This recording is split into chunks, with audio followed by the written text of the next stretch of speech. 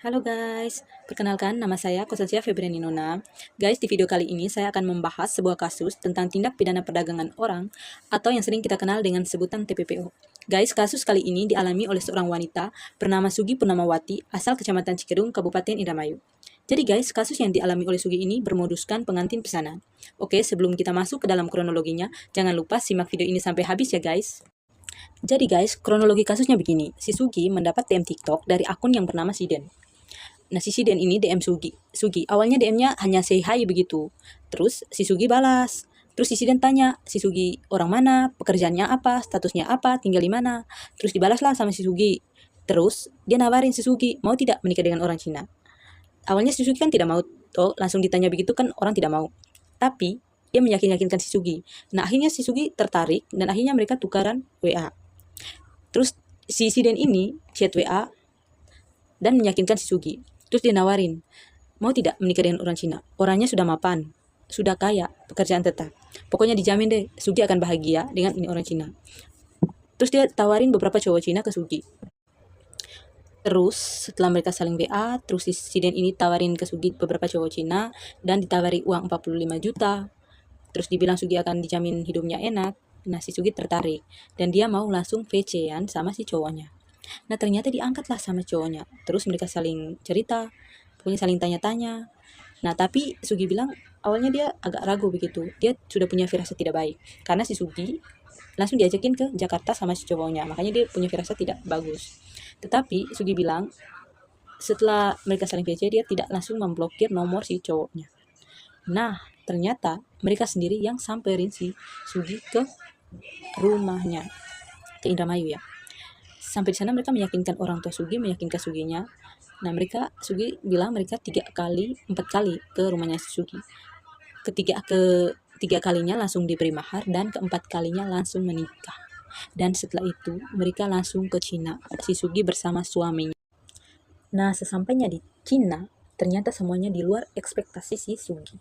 Pokoknya semua yang ditawarkan, semua yang diceritakan, semua yang dijanjikan, itu semuanya tidak ada sama sekali. Malahan di sana Sugi selalu diperlakukan tidak layak, diperlakukan kasar dan diberi makan seadanya saja. Dan si Sugi ini cerita kalau suaminya sering memaksanya untuk berhubungan setiap harinya, berhubungan seksual ya, setiap hari. Terus kalau Sugi tidak mau, dia akan marah-marah dan mengadu ke agensi yang merekrut si Sugi ke Cina. Maka si Sugi dapat marah lah dari si agensi. Terus si Sugi pernah cerita dia pernah bersembunyi di kamar kosong saat suaminya minta untuk berhubungan. Si suami sampai menggedor-gedor pintu sekitar jam pukul 2.30 waktu Indonesia Barat. Terus kalau si Sugi minta untuk pulang ke orang tuanya atau ingin kabur, si suami selalu ancam untuk dikembalikan uang 65 juta yang telah diberikannya kepada si Sugi ini. Tidak hanya mengalami pemaksaan untuk melakukan hubungan, si Sugi ini banyak mendapatkan perlakuan tidak layak dari sang suaminya. Pokoknya di sana di Cina, si Sugi ini tidak pernah dianggap sebagai istri oleh sang suaminya. Kasarnya dia hanya dianggap sebagai budak seks dari si suaminya. Bahkan ketika dia sakit, si suaminya tidak akan pernah peduli. Dia tidak peduli. Dia kemana-mana, dia tidak pernah cerita ke Sugi mau kemana. Bahkan si Sugi tidak pernah dikasih uang. Akhirnya karena sudah tidak tahan, sudah tidak bisa lagi tinggal di sana, sudah merasa sebagai korban TPPO, si Suginya kabur dengan bantuan seorang TKI asal Indonesia yang bekerja di sana. Bahkan si Sugi pernah membuat sebuah video untuk meminta perlindungan dari Bapak Presiden Prabowo. Oke guys, jadi akhirnya si Sugi ini berhasil kabur dan beruntungnya dia dapat kembali ke tanah air, dapat kembali ke Indonesia. Setelah sebelumnya tinggal di Cina, dia dapat kembali dan kembali ke pelukan orang tuanya. Nah, di Indonesia, di Indramayu, dilaporkan ke dinas sosial dan si Sugi ini dinamping oleh dinas sosial. Dinas sosialnya bekerja sama dengan tim TPPO dari Indramayu. Mereka mendampingi Sugi untuk mengembalikan Sugi, menghilangkan trauma Sugi. Pokoknya selalu mendampingi Sugi melakukan rehabilitas.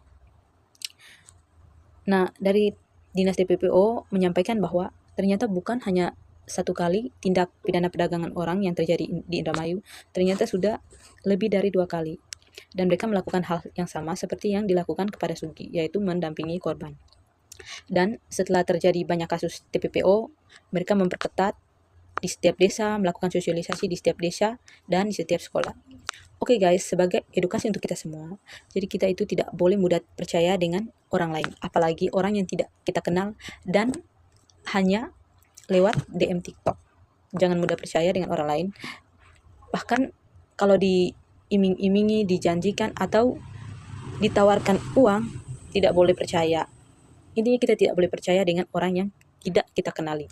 Jangan sampai kita mengalami hal yang sama yang dialami oleh si Sugi ini. Oke guys, sekian video dari saya berkaitan dengan kronologi kasus TPPO. Semoga video ini bermanfaat untuk kita semua. Terima kasih untuk teman-teman yang sudah menonton. Bye-bye.